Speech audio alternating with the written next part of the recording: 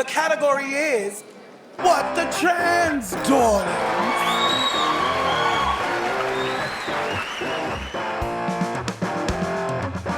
Hello, and welcome to What the Trans. What the Trans? Yes. It's a new year. It is a new year, and What the Trans, it is the podcast that you are listening to right now.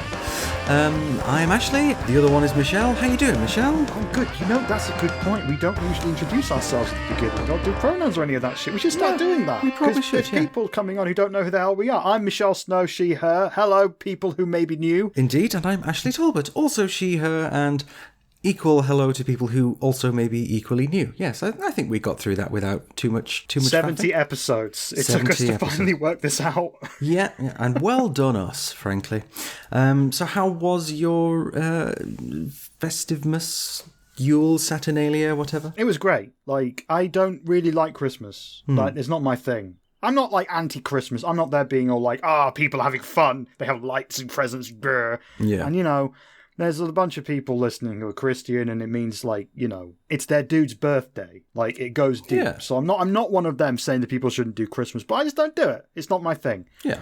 So I got really intoxicated and played Resident Evil 8, and it was great. Nice. I've not played 8. I'm told it's good, though, because my housemate very much enjoys her Resident Evil, so I get all the goss. She actually recently got a VR headset and was playing Resident Evil. I think I mentioned this in a previous episode. And Resident Evil 7. Yes, and I managed to stop myself from making her jump while she was crawling around this abandoned house. So I love Resident Evil games, even the bad ones, especially the bad ones. I think we've done a mini-sode about this on our Patreon pod. Indeed. I fucking love Resident Evil, like all of them, and Resident Evil 7 is the only game I've ever played where I was in a room and I had to go into another room to continue the game, and I didn't want to. I was sat there, controller in hand, saying, I don't want to go in the video game room, even though I am safe in my front room. Yes, I have this with a game called Subnautica, which you... Oh, I love Subnautica. Subnautica is fantastic, but it creeps me the fuck out, right? Like, I don't want to do it. And it's like, they can't hurt me. It's not real. These strange crab squid things are not going to grab me, you know, but it's just, it does so well with its sound design and atmosphere and everything. Oh, it's fantastic, but I can't play it for very long if I'm diving really deep down into the sub. Oh, I really get off on that, like in Subnautica and scary games in general. Scary movies, they don't really work on me. I don't know why. I really like some. I love The Shining. I love The Babadook, you know, but they don't really scare me. They creep me out a bit. Yeah. But in games are the only thing I've seen where you can, like, be... Your cave person brain is just like, no, tigers, run. Yes. And you're in there, and I fucking love that feeling of being terrified in a video game. I love it. Nice. So yeah, my Christmas was scary as hell, and it sounds like your Christmas was also scary as hell. Well, I wasn't playing Subnautica over Christmas. I was reading my new book over Christmas, which was bought for me, obviously as a Christmas present. And so, but it's a book called Immune, and it's by Peter Detmer, who is one of the people behind Kurzgesagt, the YouTube channel. So you may know this. I don't know if our listeners are familiar with this, but there's this YouTube channel which does this lovely little animation stuff where it explains quite difficult concepts, like the Kardashev scale, or how nuclear fusion works, or the possibility of aliens, but also about things that are why capitalism is bad for the environment. I think why capitalism is bad for the environment, and that are kind of looking at the sides of the is meat and the worldwide consumption of it. Is that something that is inherently evil or whatever? But also a couple of videos about the immune system, which is what this book is about. And it's a big chunky book. I'm like waving my hands like slightly far away from each other, which I know the listeners can't see, but it's a big chunky book. And it's obviously very lushly illustrated, as you might imagine, from a website which is a YouTube channel which is quite well known for its fancy visuals.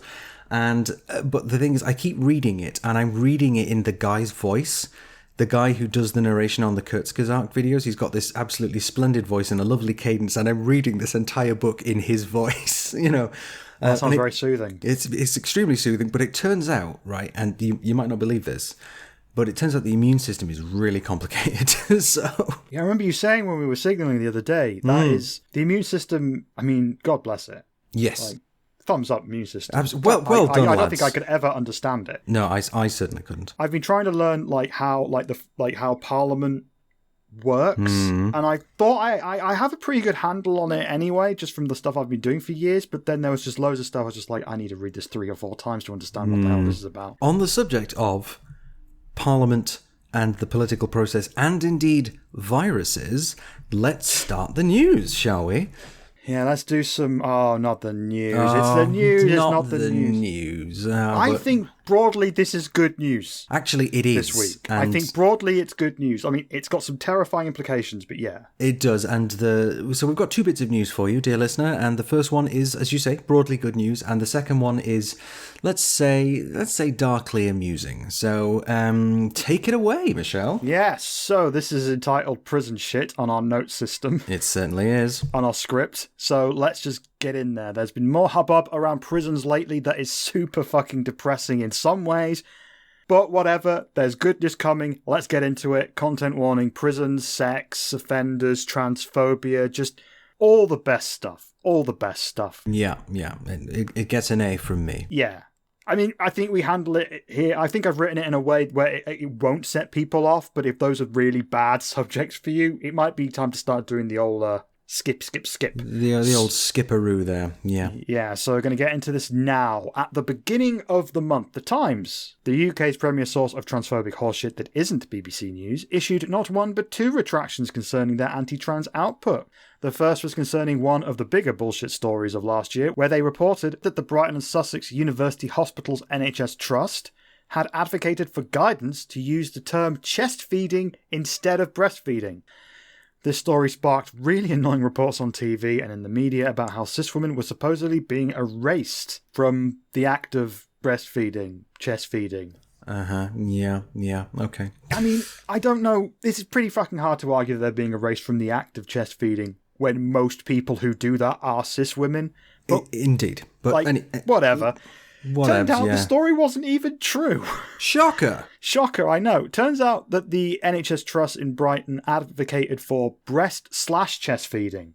Because, of course, the Times would weasel words that to make it the most anti-trans thing ever. The second one, though, which is sort of where we're going to lead into this stuff, is referring to an opinion column that was on the Times website that claimed that 436 trans women were sex offenders and were classified as women in the prison system between 2012 and 2018. Turns out this was bollocks too, because they assumed that all 436 women who were charged with rape were trans, when actually women can be charged with rape in the UK if they assist the act. Whilst the UK law dictates that rape has to involve a penis, which is really fucked up in its own way, the common mistake is that 100% of all people who are in prison for rape are men because the law is all, dick-based or whatever. Yeah. And therefore, if there's women who have been convicted of rape, they must have a penis and must be trans.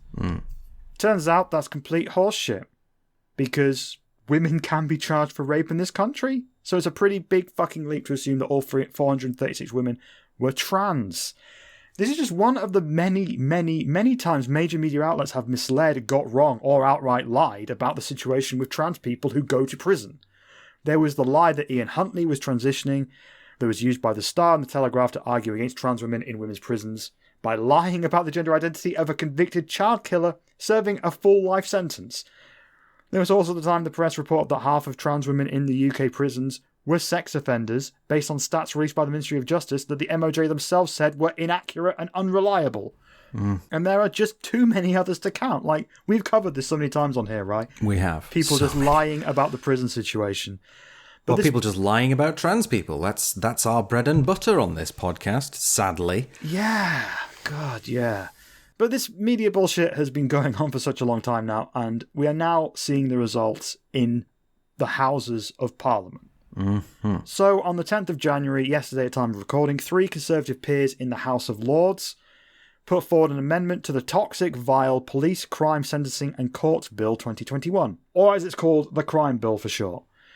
And if this amendment was passed, it would have resulted in trans people being placed in a men or women's prison based on their sex assigned at birth, regardless of whether they have a gender recognition certificate or not, or regardless of their gender identity entirely. Now, the amendment also made allowances for trans prisoners to apply to be placed in some trans wing in the prisons if they are deemed to be at risk from the rest of the population. So it's like, you don't get into the right prison, but we'll put you in a place away from everyone with all the other trans people. And how many trans people in prison? Not many. In effect, you're probably going to find yourself on your own. I'm not entirely sure if that would count as solitary confinement, because don't know what the fuck these trans wings would have looked like. But, you know, it was what it was. But thankfully, this bullshit amendment failed to get enough support in the House of Lords. Woo! Woo indeed.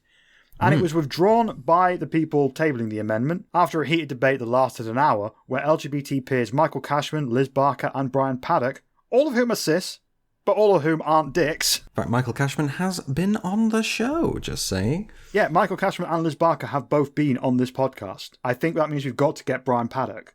Yeah. And we've got to get... Yeah, it means we've got to get Brian Paddock on the show at some point, but also Nick Herbert, who is a Conservative peer, and also the government's LGBT special envoy on LGBT rights.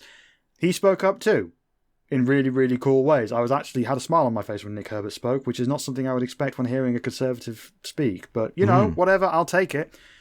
They all argued against the amendment, pointing out that it was absurd for many different reasons. But even, and here's something that surprised me, Kishore Falconer, the head of the HRC, who is widely seen as being supportive of anti-trans policy, pointed out that the amendment may not be lawful, while also stating that she wasn't saying whether she agreed or disagreed with the amendment fundamentally. She did point out maybe it's going to be against the law. Indeed. So just to clarify, the EHRC is the Equality and Human Rights Commission. Yeah, there's a whole episode we're going to do on them at some point, but let's get back to this. There is indeed. During the debate, several citations were made by pro-amendment bellends from the Times and Twitter hashtags. I've included a link on our website to the debate so you can watch for yourself, but, and this is getting into me basically sharing my opinion on what happened based on just what I've been looking at for years now. This is an example of how anti-trans rhetoric cooked up by the media can find its way into the halls of power and attempt to shape policy. Can anyone argue that this amendment would have ever happened if the Times didn't have such a hard-on for fucking over trans people? I don't think they can. No. But there are three things to take away from this. The amendment failed, hilariously so. And considering how anti-trans nightmare's biggest weapons when it comes to radicalising people are prisons and sports, this was their best shot and they fucking missed. Hilariously so. That's why he withdrew it. Because they weren't ever going to get... It was going to be hilarious, the dropping it was going to get. I think there is a lot to be hopeful for when it comes to that, in regards for us not having our rights rolled back under this current government. Not that they wouldn't want to. I don't think they could at least until 2025. For a number of reasons. Not that they don't want to, but just because in 2025 they can put out a new manifesto in the general election and they can do all sorts of other things and table all sorts of shit. But right now, I don't think they can do that. And if they did, it wouldn't win. Now, whilst that does sound good, the other side of the coin is advancements in trans equality are equally unlikely, if not more so unlikely. Our community, of course, faces significant challenges, and it is safe to say that those will not be addressed anytime soon. And this doesn't mean that this crime bill is good now. It isn't. No, it does not. It will criminalise protest in the form of giving police the powers to shut down any protest they decide is upsetting anyone or too loud. I wish I was kidding. It criminalises being a traveller, and that isn't hyperbole. It would result in a cultural genocide of the UK travelling community, who arguably have it worse than trans people across the board. And along with the Borders Bill that they're putting in, the potential attacks on the courts, it is not hard to argue that the government are pushing for fascistic nightmare bullshit right now. But maybe this lockdown party business will put the boot into Johnson, at least, and maybe some of this will be stopped as a result. I don't know, but maybe. But for now, go to your nearest Kill the Bill group and get involved. It's a fucking code red. Yes. So, did you watch the thing? I don't think you watched the thing. I didn't actually watch the debate as it unfolded, no, but obviously I was aware it was taking place, and I realised I just don't have the emotional / intellectual capacity to deal with this in real time. But basically, as you say, the crime bill, which also sounds like a bad guy from a 70's film set in London kind of thing. Oh yeah, you want to go talk to Crime Bill. But it is, as you say, code red. Yeah, people have the right to peacefully protest. And so people could be protesting peacefully, but if there's a lot of people taking up space, which, you know, that's what a protest is supposed to do. You're supposed to take up space. You're supposed to have signs out and whatever, and maybe you've got music or sounds or people talking or whatever. And if somebody somewhere decides that they want to say to the police, look, they're being too loud or they're being slightly too disruptive, even if they're not being disruptive at all, then they will send in the literal attack dogs. So it's, this crime bill is very much not good news, and that's not just the case for trans people. I think it's an erosion of freedoms that we've held for quite a long time, and that will affect everybody. And as you say, there seem to be particularly gunning for the traveller community as well, which is horrifying, really. As you say, they're just trying to get rid of that as a thing that exists, which sounds kind of like genocide to me. When you're trying to get rid of an entire group of people, an entire culture within a larger culture, and you're trying to get rid of something that is not good. Yeah, I mean, I've heard people say that trans people are experiencing a genocide in the UK. I mean, technically, I don't think that's true yet. Yeah. Not saying it may not happen, you know? I don't think it will. But who does think it will happen to you? You know what I mean? But travellers are in that spot now, where by every definition of genocide, they are under threat of that by this act. Yeah, and by I think this government. And I think a lot of news outlets, I think they can't say that. I think there's a lot of places where they feel they can't say that because otherwise they would lose relationships in government, or maybe even break some kind of obscure media law somewhere. But I don't give a fuck. Fuck it. That's what they're doing. That's what it is. That's the truth. I mean, I don't know how anyone can argue it, but yeah. This bill is a fucking nightmare. And along with the borders bill and everything else, it's just really fucking grim. But for now, I think what trans people have is as safe as it could be under the circumstances. Which still isn't incredibly safe, but No, but I think massive rollbacks are going to be unlikely, at least until 2025, because as I said, when a party in an election puts out a manifesto, if they put in their manifesto, we want to roll back trans rights, that would then have an easier time in the Houses of Parliament, because then that is an election promise that people voted on. And then the House of Lords, by definition, can't overturn that. They can't. They can't challenge it because it was something that people chose. So if that happened in 2025, that is an avenue for rollbacks. Currently, they don't have that. Yeah. So they are limited with bullshit like this. Although, I've got to say, I don't think this came from the government, because the government representative in the House of Lords actually argued against the amendment, saying that it wasn't needed. Because currently, over 90% of trans prisoners are in the prison assigned at sex at birth. So he was saying, it's fine because you're already getting what you want. I'm like, It's still not good, though. But the thing is, this amendment was put forward by 3 peers, all of whom are Tories. So there's Lord Blencathra, Lord Cormac, and Lord Farmer. And all 3 of them are, Tory peers, and all 3 of them have got a history of voting against LGBT rights. And so because trans rights is now, it's the new battleground, the new culture war, as it is in America, it's not surprising that it was these 3 guys that did it, but I think it was surprising to a lot of commentators, certainly that I've seen on social media, that the bill failed, and so spectacularly as well. So there was some people saying that this is part of the plan, it was never going to pass. And I've also, because they tried this 2 months ago in November, they tried to pass this amendment then. And this is going to be a thing I regret, probably for the rest of my life. I didn't really cover it then.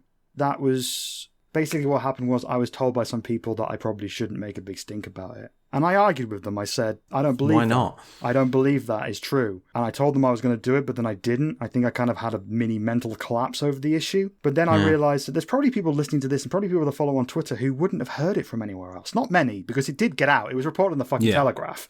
But so if we covered it then, we could have given people 2 months of lead up to work on this that maybe wouldn't have got it from anywhere else. Not saying that the trans we are community, the arbiters. Yeah, but we're one of many people whose job it is to get info to the community. It feels like I failed there. Never going to do that again. If I hear something like that, I'm going to fucking shout from the rooftops and stuff. But I was told at that time, and told that it was always likely to fail, always from the start. But the thing is, with I think most people listening and me, your layperson can't tell that when these amendments come up.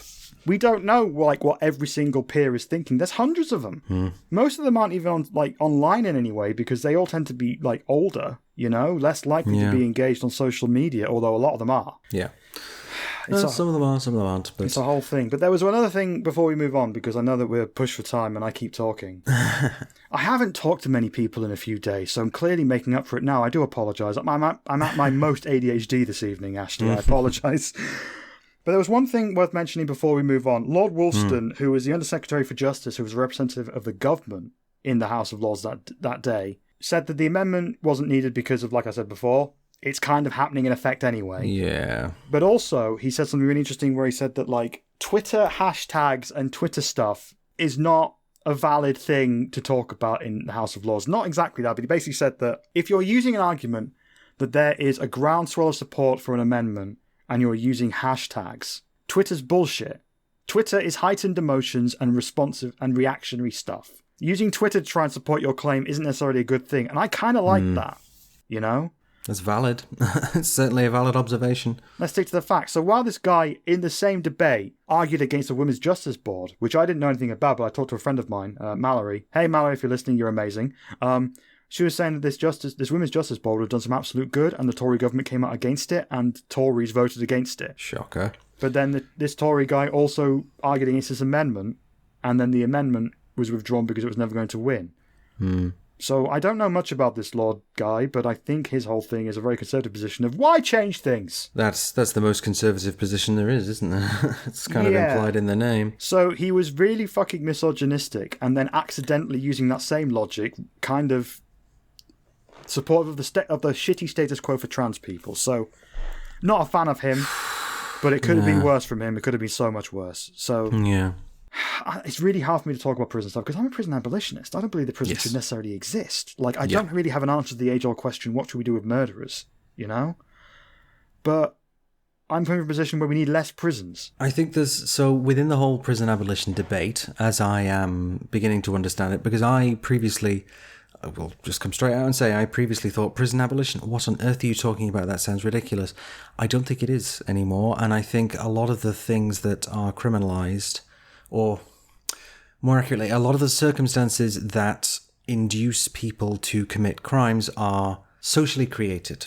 And so by making changes within society, then certain things wouldn't be happening quite so much. And I think some of it is society, and I think some of it is cultural. And I think a good example would be the toxic masculinity, the kind of rape culture which pervades the Anglosphere's culture, and I think if something were to be done about that, we might see a reduction in some things. We might, I don't know. If you are interested in this, there are several books. Obviously, there's a lot of books. There are always books. There's one that I read recently, which is specifically looking at the US, and it was more of an anti-police book than an anti-prison one. But obviously, a lot of the points are the same.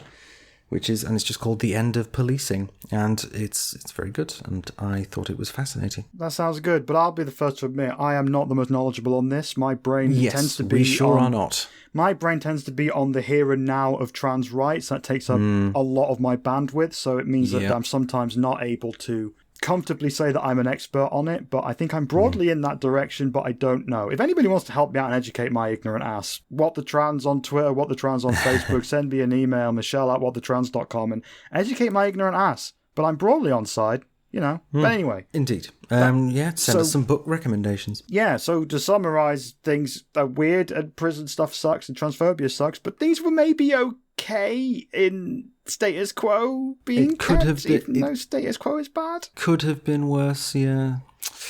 Oh well, it's really sad though that we're at the point where we're celebrating things not changing as something of a victory, which anyway, let's wrap this one up, shall we? Yeah, you've got some news about well, I'll just let you explain it because it's a lot. It's a lot, but it's I've tried to keep this one fairly short.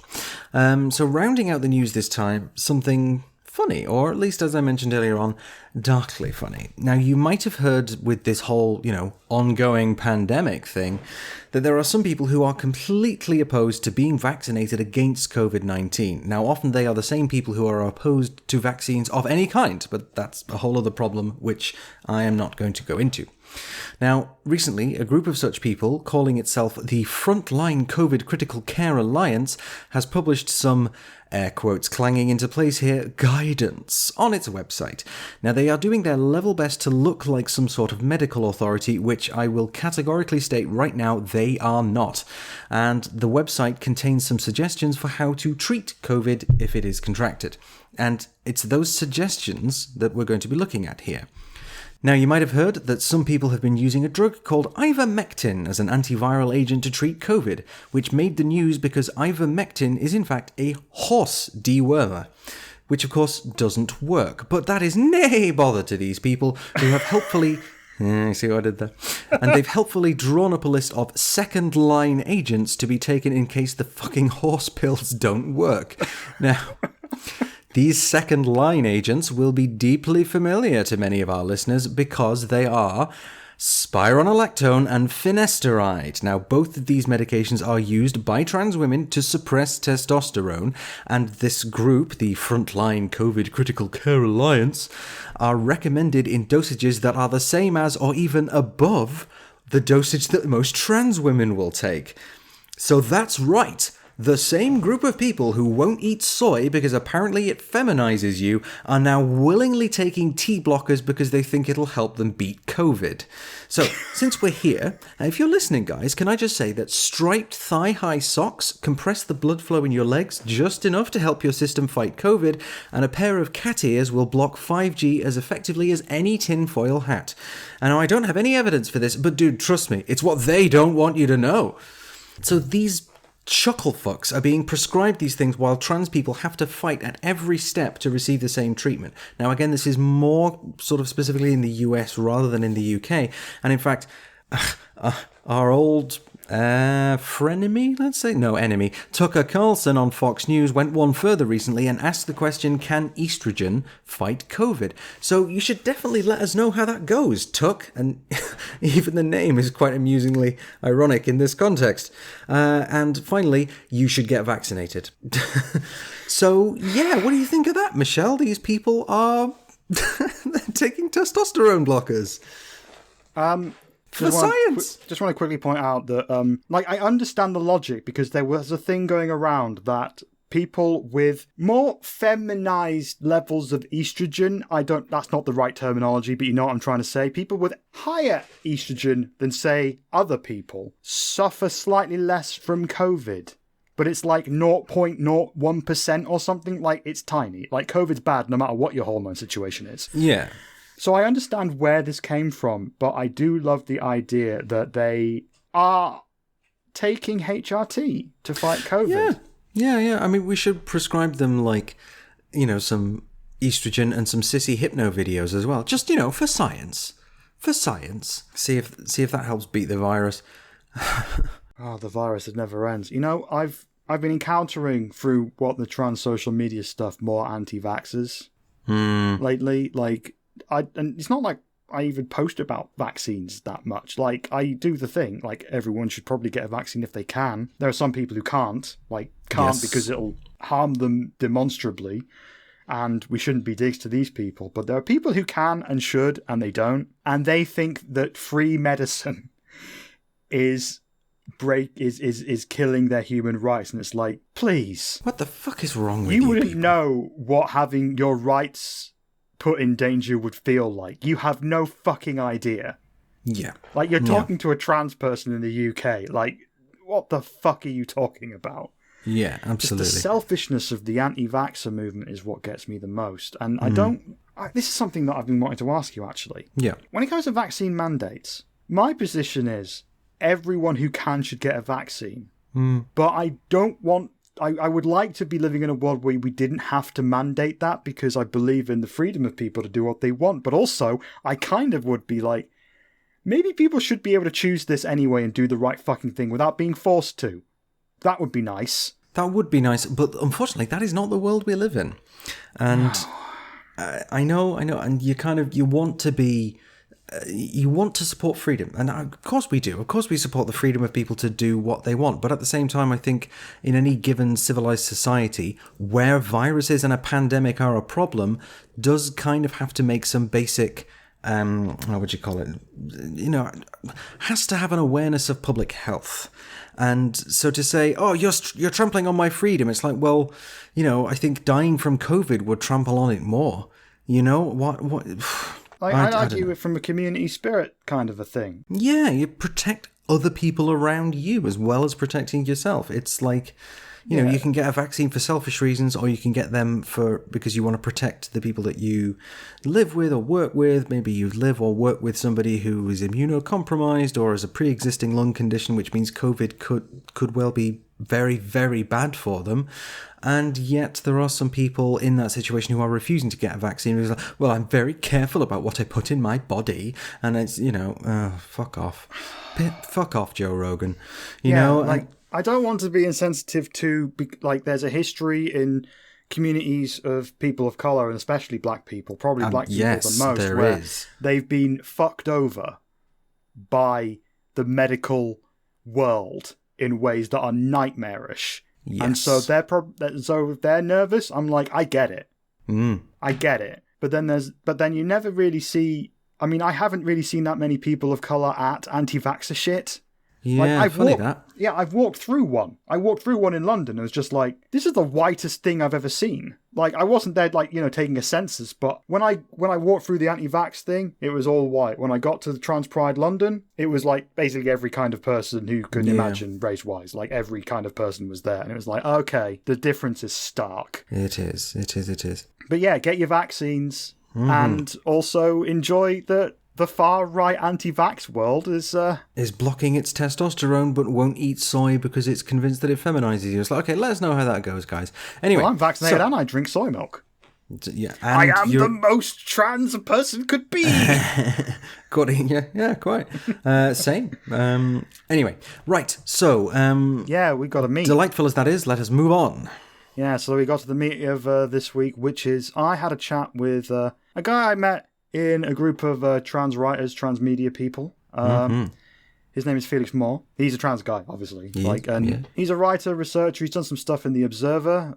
He's written, like, defending trans people in The Observer, which is not the easiest thing to do. No, indeed. At all. Like, I'm very glad he stepped up for that, because somebody kind of has to, but it's not going to be me. Like, they let me in anyway. But I'm glad he's doing that. But yeah, we got talking one time we met in person recently about, like, the history of trans people in feminist spaces. And I knew a bit up until, like, the noughties and 2010s when I sort of got into the feminist world, but I didn't really know much beyond that. Felix is a treasure trove of information because he's been researching this for a while. And I just basically said, we need to get you on the pod so you can just info dump about this because it's endlessly fascinating. So here is my chat with Felix. Hey, Felix, thanks for coming on the podcast. How are you doing? Yeah, I'm doing good. Thanks for having me. It's all good. So if you are a reader or a ingester of UK news media content, you may have been given the impression that trans people and feminists are at odds over the issue of whether trans people should be allowed. And you have been doing a lot of research into the history of trans stuff in feminism. What's your take on that? Do you think that's true? It may surprise you to learn that I do not think that's true. Yeah, I did the bullshit media setting up thing there pretty well. Do go on, yes. Trans people and feminism, which one will win? It's like one of those like monster truck rallies where they... I don't know how these things work. Anyway. Femisaur versus transgender tops. Tranobot, yeah. Yeah, so this is it's a very old issue. And like, there's basically nothing new. Like, none of the debates that are happening now are new, which in some ways I find kind of dispiriting, and in other ways I find encouraging. So I think it often gets presented in this way where it's like, oh, like feminism had like almost won. It was like up to the final hurdle, and then this like, it's like trans people are like the final boss fight in like the feminist arc. Do you know what I mean? Like, they'd almost overcome everything, and then here is this final problem that just arose out of nowhere in about 2015 when everyone got a Tumblr account or whatever. And I mean, a lot of the research that I am doing is kind of dedicated to demonstrating that that's just not true. And trans people have been involved in feminism for half a century, probably longer. The arguments that go on now have been happening for 50 years. And there have also been cis feminists who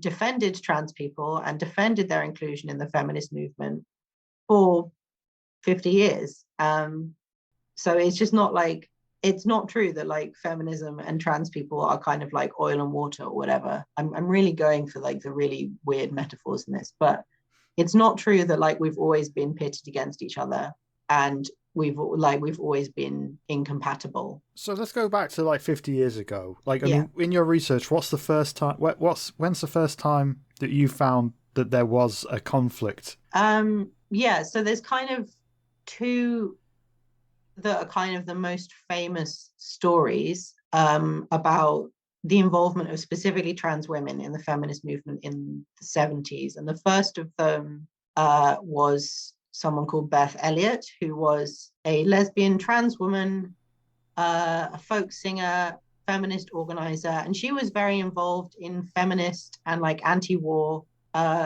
protests and activism in the early 70s. She was the vice president, I believe, of the San Francisco chapter of the Daughters of Bilitis, which the Daughters of Bilitis is certainly the oldest lesbian organization in America, and I think one of the oldest in the world.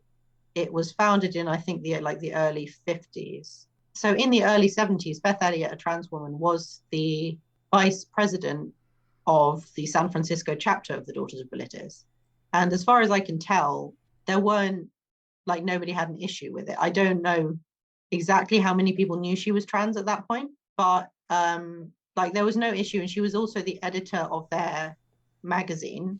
And then She sounds incredible. yeah, I mean, she's still alive as far as I can tell, but like very reclusive for reasons that I think will become obvious. But as like it's one of the reasons that I want to write about this stuff is that a lot of the things that happened are like so exactly how these things play out now, and I think it's really worth pointing out that like these things always happen the same way. Like it's not everyone is against trans people. It's usually like one person or a small group of people who kick up a big stink and simply like refuse to let it go. So that is what happened with Beth and the Daughters of Bilitis. Like a couple of people objected to her presence as a member, and eventually they took a vote in, I believe, late 1972 about whether Beth should be allowed to stay as a member and also whether they should allow trans women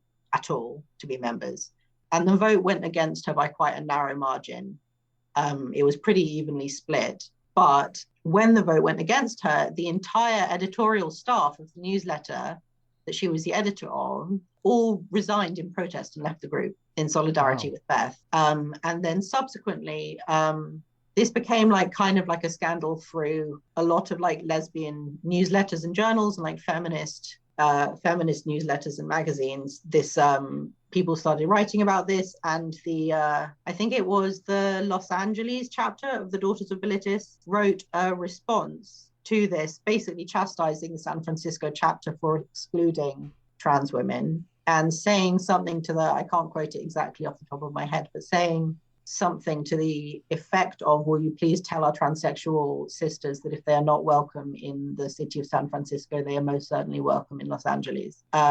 Something like that, basically saying like it was wrong for the San Francisco chapter to exclude trans women and that their chapter did want to include trans women. So this was a big moment for, at the very least, on the west coast of the United States feminism scene. Yeah, absolutely. And that actually wasn't even the main scandal that Beth was involved in. Like there were two within about 4 months of each other. So the thing that happened after that was that Beth was co-organizing the West Coast Lesbian Conference, which happened in 1973, which is a big lesbian conference, obviously. And she was very involved in the organizing. She did a lot of fundraising. She played shows to raise money, like guitar shows to raise money for the conference. And she was also scheduled to perform at it. And kind of a similar thing played out where a group of TERFs picketed the conference and like leafleted it, objecting to her presence, and basically caused a huge disruption and refused to let her to perform, one of the people who was scheduled to speak at the conference, called Robin Morgan, after the drama that happened on the first day of the conference, rewrote her speech overnight to turn it into basically like a really vicious tirade against Beth. And eventually a vote was held about whether or not Beth should be allowed to perform. And the vote went in her favor by a margin of about 2/3. Or different sources that I've read give varying descriptions of like how big a majority she had. Some people say it was like overwhelmingly in her favor. Some people say it was like 2/3 in her favor. No one really knows because it was like a very chaotic situation. But she won. She won. That's unquestionable that the majority was in her favor.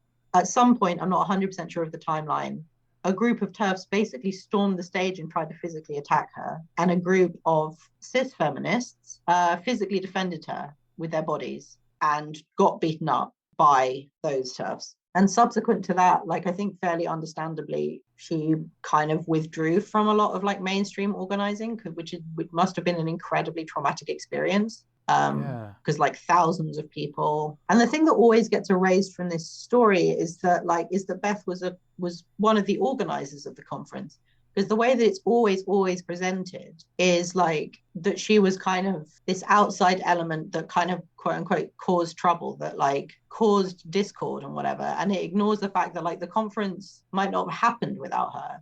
Like she wasn't. Trans women are always presented as these kind of outside disruptive forces.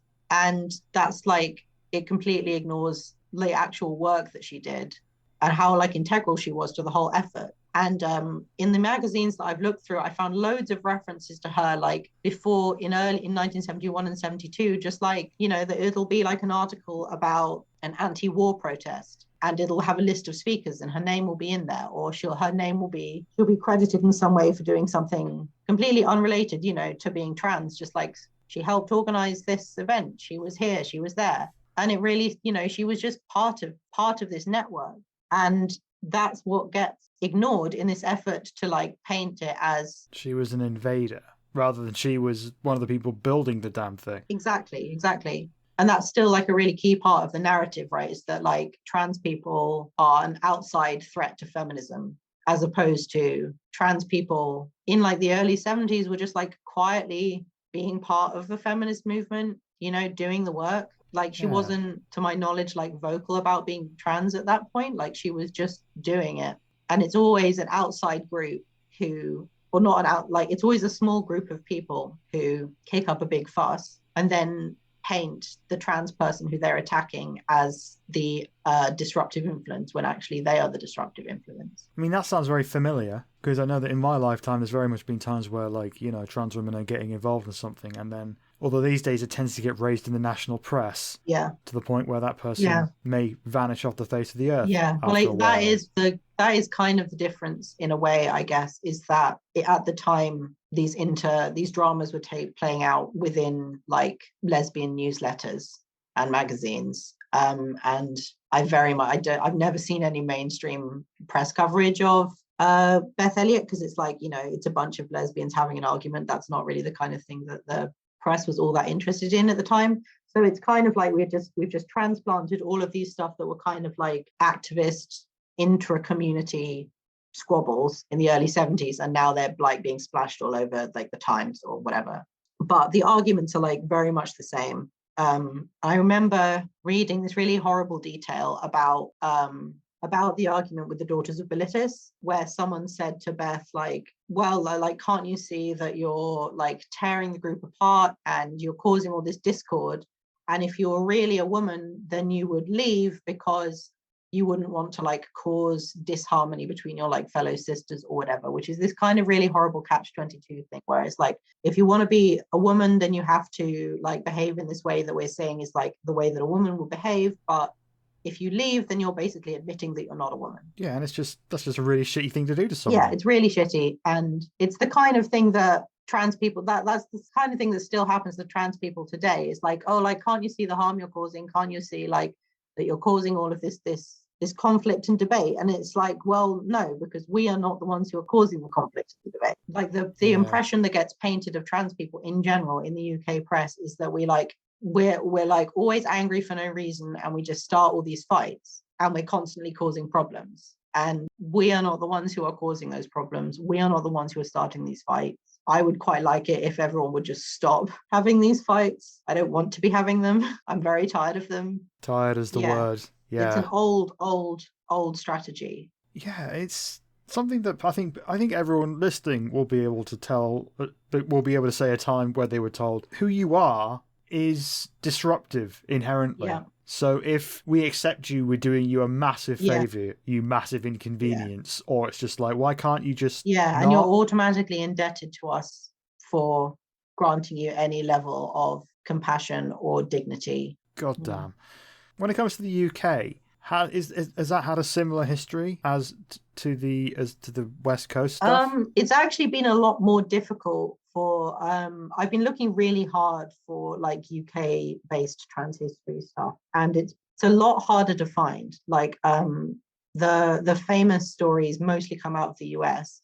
There definitely have been trans people like active and organizing in the UK for a long time. The first conference, I found this out recently, which kind of surprised me. The first conference that was about trans people that wasn't for like clinicians or psychologists or doctors, that was actually for trans people, took place in Leeds in 1974. Wow. It's interesting because it was billed as, at the time, it was called a TVTS conference, which is an acronym you'll see a lot that stands for transvestite/transsexual, because that's the terminology that was predominantly in use at the time. So it was a really weird mixture of people who spoke at this event. I found like a conference report online, and it seems like it was a really odd combination, because on the one hand, you had a representative from this group called TAO, Transsexual Action Organization, which is the oldest, one of the oldest like trans organizing groups in the world. It was founded in, I think, 1970,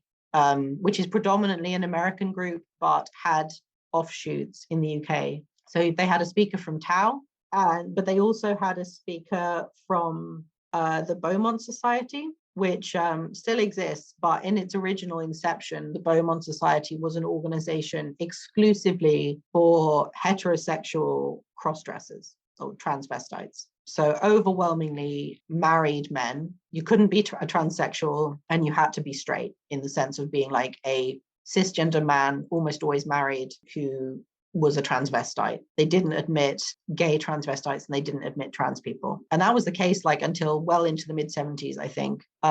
So it was a really odd mixture, and it really shows the kind of divide in, different aspects of the trans experience at the time. And that sounds like it's a sign of the idea that trans people haven't really been talking to each other for that long. And these are people having wildly different experiences. In the grand scheme of things. Very, very different to be trans woman in the early 70s than it is to be a like middle-class married man who likes to dress up at home. And that's really reflected in the politics that come across. The transvestites tend to be a lot more conservative, and basically are kind of the like, we're just like everyone. I'm just a normal man. I just happen to like to put on a dress. I'm not gay, etc. Whereas like TAO were a lot more radical. Yeah, it's just a very different worldview. And I wish I could have been a fly on the wall at that conference, because I think conference reports probably tend to smooth over like any actual conflict that arose. But it's also, interestingly, that conference was the first time on record of anyone using the term trans people. And I think it was Julia Tonner, the TAO speaker, and she was using it as kind of an umbrella term to refer to both transvestites and transsexuals, which is the way that the word transgender was used for a long time, as like basically an umbrella term. I've been doing a little bit of tracking, like when it shows up. I think it's generally accepted that the first usage was by Harry Benjamin in like the mid 60s. But when it crops up kind of prior to the 80s and 90s, it's almost always used as an umbrella term. So you rarely see an individual person being described as transgender. It's usually like the transgender experience, or the transgender issues, or the transgender community, or something like that, to refer to transvestites and transsexuals and whoever else, sometimes also drag queens. Was there any involvement with that conference with the UK feminist movement at the time? I'm not sure, and I'd really like to find out, because it was a really crucial time I mean, Leeds in the mid-70s was a really crucial moment for British feminism. And it was only a couple of years before political lesbianism was an idea that also came out of Leeds. For I don't know if you're familiar with the concept of political lesbianism. It's an extremely 70s. Have you heard people say feminism is the theory, lesbianism is the practice? Yeah. So political lesbianism is the idea that all women, regardless of their sexual orientation, should only sleep with women and should eschew all romantic and sexual contact with men. So even if you're a straight woman, you can't fuck men because that is betraying the movement and you shouldn't have, they're the enemy and you shouldn't have any contact with them. And you should just learn to have lesbian sex because whether you enjoy it or not is not the point. I think it's safe to say that these days that idea is not what you would consider well thought of. No, but it's kind of, I mean, the people who coined that term, I think, although I don't know all that much about political lesbianism, I'm pretty sure either were TERFs or would become it's a very TERFy idea. The kind of maleness is inherently evil and womanness, femaleness is inherently good and pure. And so you cannot sully femaleness by having any contact with maleness. And by the same logic, trans women are evil because they're introducing maleness into the sacred, sphere of womanhood. It's a very weird, puritanical kind of worldview. I don't know of any feminist groups who are directly involved in that 1974 conference, but I do know that the GLF, the Leeds branch of the GLF, the Gay Liberation Front, were involved and I think provided the food and also helped with the organizing in some ways. Oh, good old GLF. Yeah, which is sweet. And I have found there were trans people involved with the GLF from the early 70s onwards.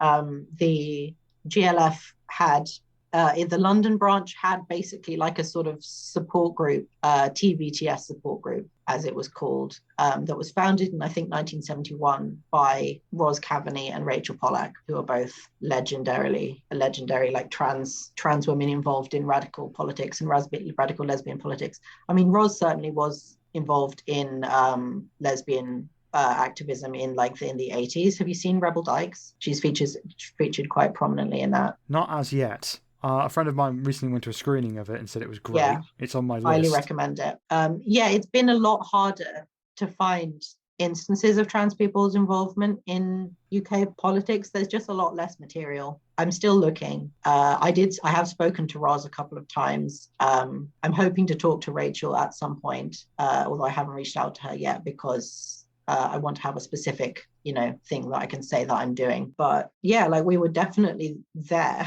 Yeah. We've always been there. So when you compare with what you've been researching and seeing from the past and today, what makes today different? Because, I mean, it looks like there's a lot of parts of it that are very, very similar to what's happened before, but the mainstreamness of it, it being on the front pages of newspapers, that feels new. I think it's mainly the scale. That is the main difference.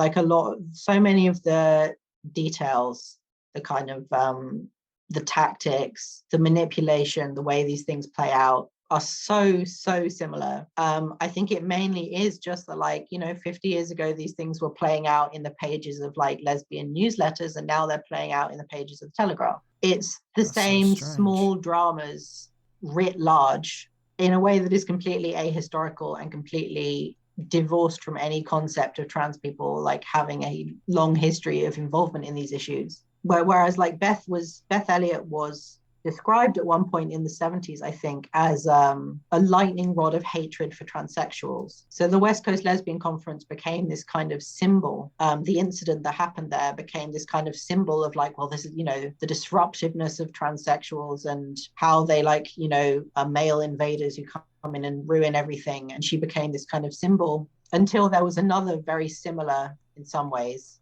scandal a few years later, which involves our good friend Janice Raymond. I heard she wrote a book. Did write a book. I heard it wasn't very good. I haven't read the whole thing because I'm not going to subject myself to that, but the passages I've read from it, I think I can safely say that I take issue with them. And actually the book plays a part in this. So there was this all-women feminist music label called Olivia Records that I think was founded in the early-ish 70s, and at some point in like the mid-70s hired a trans woman called Sandy Stone to be a sound engineer. And they all knew she was trans. They didn't care. They were completely fine with it. In fact, Olivia helped pay for her transition.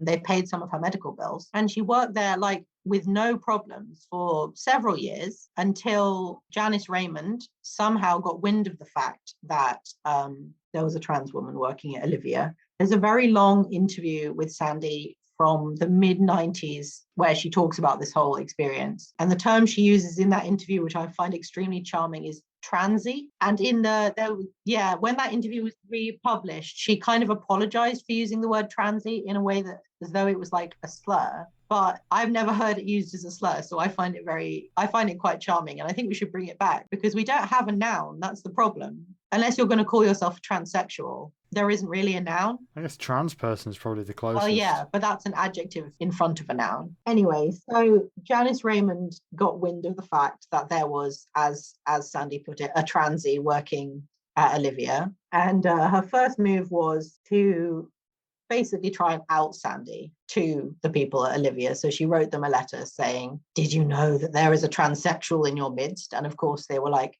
"Yes, we're perfectly well aware of this. And what?" So when that didn't work, Janice Raymond basically took it upon herself to like cause a huge stink about this, like publish this information wherever she could. She wrote about Sandy in the transsexual empire, about this whole situation and about how, this wicked transsexual had like wormed her way into the middle of this women's space and whatever. And this sparked off another kind of national furore among within like the lesbian and the feminist community. There was a lot of writing about it in various newsletters. Olivia published a really beautiful and impassioned defense of Sandy in a magazine called Sister in 1977. Because Sandy decided to give up completely and permanently her male identity and live as a woman and a lesbian, she is now faced with the same kinds of oppression that other women and lesbians face. She must also cope with the ostracism that all of society imposes on a transsexual. In evaluating whom we trust as a close ally, we take a person's history into consideration, but our focus as political lesbians is on what her actions are now. If she is a person who comes from privilege, has she renounced that which is oppressive in her privilege? And is she sharing with other women that which is useful? Is she aware of her own oppression? Is she open to struggles around class, race, and other aspects of lesbian feminist politics? These were our yardsticks in deciding whether to work with a woman who grew up with male privilege. We felt that Sandy met those same criteria that we apply to any woman with whom we plan to work closely. As to why we did not immediately bring this issue to the attention of the national women's community, we have to say that to us, Sandy Stone is a person, not an issue. Hey, that's pretty fucking rad. Pretty fucking rad. And like that last line is just what I want to like shove in the face of everyone writing about this now. It's like in 1977, they were able to recognize like this is a person, not an issue. And that is kind of still, that's like still what we're fighting about. So to start wrapping this up, when you've been looking at the past, what do you think trans people today should take away from this? And when it comes to the current struggles today, how do you think we could learn from the past to help make things better now? Well, I hope it will enable us to recognize like the tactics that are still being used because they are as old as the hills. And I hope that it will empower trans people to, like, I've definitely struggled with feeling like sometimes it gets into your brain, sometimes it does seep in there. And it bothers me that a lot of women feel that like I am a threat to, or not me, trans people in general, that we are a threat to women's safety, because I do actually care about women's safety. It's different than when I don't care what like Rand Paul thinks about trans people. I don't give a shit. If like cishet men think that trans people are evil, then like good, great, I welcome that, whatever, bring it on. It does bother me and make me sad that some women think that I'm a threat to their safety and that trans people as a whole are a threat to their safety, because I do actually care about women's safety. And I find this kind of stuff a really powerful balm to that, because it reminds me that there have been cis women for 50 years who would physically protect trans women with their bodies, who were like that passionate about the dignity of trans people and their right to be involved and the value of their contributions to the feminist movement. And that really combats the brain rot when every paper in the country is telling you that, you know, trans people are setting the feminist movement back 50 years or whatever. It really helps. And I like to read, there's one magazine that published an editorial about the Olivia Records Sandy Stone controversy. And the editorial that they published was like pretty transphobic. And then in the next issue, they had in their letters page, there were 10 people who wrote in response to that article. And one of the people who wrote in agreed and was also like turfy. One of them was kind of ambivalent. And then I think the other 8 were passionately defending Sandy and saying, you are absolutely wrong. And if I may, there's a really beautiful thing written by someone who wrote in to say that she was a cis lesbian whose partner was a trans woman. And she wrote in her defense of her partner, I think that to be male and become female and love women is the greatest expression of true lesbianism there is. She could have stayed male and loved women without society telling her that she was wrong. That's just part of a much longer thing. And all of these quotes are really amazing. But that is really something. It's really something. And it really helps to remember that, I think. Well, on that, I think that's a good point to wrap this up. Felix, thank you so much for talking to me. Where can people find you? Where can people find your work? Well, I'm still in the process of trying to get this particular work published. I'm on Twitter. It's Felix Moore Actor, or as people tend to read it, Felix Moore Actor, which is not what I intended when I got that handle. You can find it if you like Google Felix Moore Observer. You'll find a couple of pieces that I've written for the Observer, but this is all stuff that I'm still working on because strangely the mainstream press doesn't seem to be champing at the bit to publish these particular stories, but I'm really determined to get it out there. What you need to do, Felix, is you need to find a trans person who is in there causing a problem. Mm-hmm. You need to get loads of cis people on the record, and then they'll buy that shit right up. Yeah. Like, they will totally lap that up. See, that's your problem right there. It's not shitty. The work you're doing isn't terrible, and I think that's the problem you're having. Yeah. Your work you're doing is actually good. Yeah, it's not 56 different cis people opining about like some trans woman who, you know, did whatever. Wants to go ice skating somewhere. Go ice skating. Yes, but what about the chromosomes? You can't, like, it's unfair biologically to ice skate if you've got XY chromosome. Anyway, I don't know. Obviously, clearly, I should not be opining about this. And it's really silly that the Observer asked me to write about trans issues in sport because I've never voluntarily played a sport in my life, as is probably evident.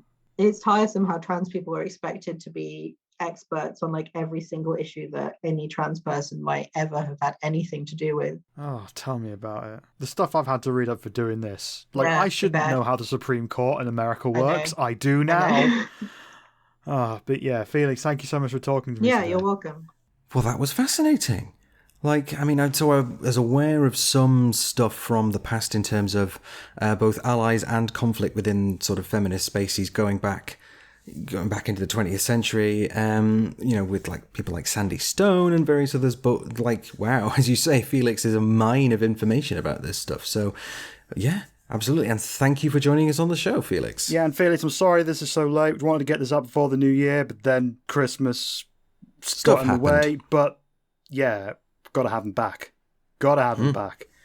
Hopefully he's going to be successful in pitching this around and getting this written down somewhere, hopefully. But yeah, like, it really made me feel better to hear, like, all the stories of, like, you know, people showing up for trans people back when, you know, we were all transsexuals and shit. Like, you know, like, you don't hear that kind of thing. And a lot of people will make out that, like, you know, being trans, we've just shown up, like, a few years ago in feminist spaces being like, hey ho, let's make everything about us. And it's like, no, we were there working on the front fucking lines for decades. Yeah. Like, again, I'm mentioning her again. Like, Mallory's a good person to talk about this too. Mallory Moore, she does stuff for Trans Safety Network. And pretty much mention that every episode because I really fucking love them. Yes. Like, they're really fucking good. They're doing great work. They're doing the goddess's work. Yeah, like, she was telling me, I know we have to wrap up, but I feel like I should have mentioned this earlier in the episode. She was telling me, like, about the debate in the Lords, right?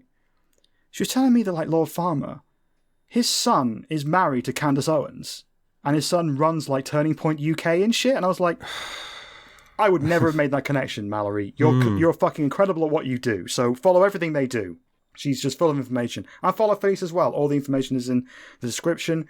And go show to some feminist spaces. Because I know the perception may be that, they're all enemies, but that's just not true. Like, every feminist space that isn't calling themselves GC loves to shit out trans people. Because we were there. We showed up. We fought the battle side by side. So let's just keep that fucking going. Trans rights is feminism and vice versa. God damn it. Absolutely. I almost slapped the desk then, but then realised that would have caused a problem. Yes. I'm air slapping the desk. That's what I'm doing right now. That's what you're hearing. That's what we're hearing. But yeah, is that the end of the episode? Have we done? I think that is the end of the episode. So yes, thank you for joining us, dear listener. You can, if you're so inclined, you can catch us on all the usual social media channels as we've mentioned. We're of course on Twitter at @WhatTheTrans. We're on Facebook /WhatTheTrans. We have our website, which is whatthetrans.com. I've not updated it in a while, but that is happening. I've just been lying. It's there and it's there and it exists. And obviously you can find us in this podcast, which you're already listening to, so this part of it is a little bit redundant, but you can find us on, most places where you get podcasts, on Spotify, Apple Music, etc. Yeah, so follow all of us on all of the things. And yeah, see you next time. There's not going to be an episode next week, but we're going to try and make one for the week after, I believe. But so, yeah, just listen to this again next week, Yeah. Just listen to it again next week, and then we'll have a new one the week after. But until then, thank you. Stay safe. See you soon. Goodbye. Bye. This episode was written and produced by Michelle Snow and Ashley Tolbert, which is us saying our names like that, which is weird. And was edited by me. Yay. And this show would not be possible without our producer-level patrons, who are Torikuso H, Murgatroyd, Christina Jarvis, Claire Renshaw, Ontologically Unjust, Floopeth and Dragon Biscuits, Sophie Bradshaw, Stevie Lang, Stella, Michaela Irish, Syndagosa, Rebecca Prentice, Graham Mulholland, Crazy Richard, Dan Oblivion, Georgina Young, Ty Griffiths, Florence Stanley, Riley, Helen _ Mallory Moore, Chrissy Jarvis, The Hitchhiking Velociraptor, Nick Ross, Alice Chalkley, Sim, Melody Nix, Fiona Punchard, John, Lynn Mackay, Nick Duffy, CB Bailey, Gordon Cameron, Peter Kimball, Rachology, Wen River, Vic Parsons, Tila Wild, Atom James, Vanessa Billington, Rowan Littlejohns, Desiree Markland, Patreon user, Derek Victor, Emma Doyle, Owen Willis, Catherine, Elliot McVeigh, Cassius Adair, Tuck, Melissa Brooks, Ian Coomer, Maddie Bell, Karakan12, April Heller, Sophie Lewis, Alexandra Lilly, Claire Scott, Ariadne Pena, Lauren O'Niles, Mara Reynolds, Bernard's Pink Jelly Bean, Lanos. Chris Hubley. Thank you very much, everyone. See you soon. Bye. Bye-bye.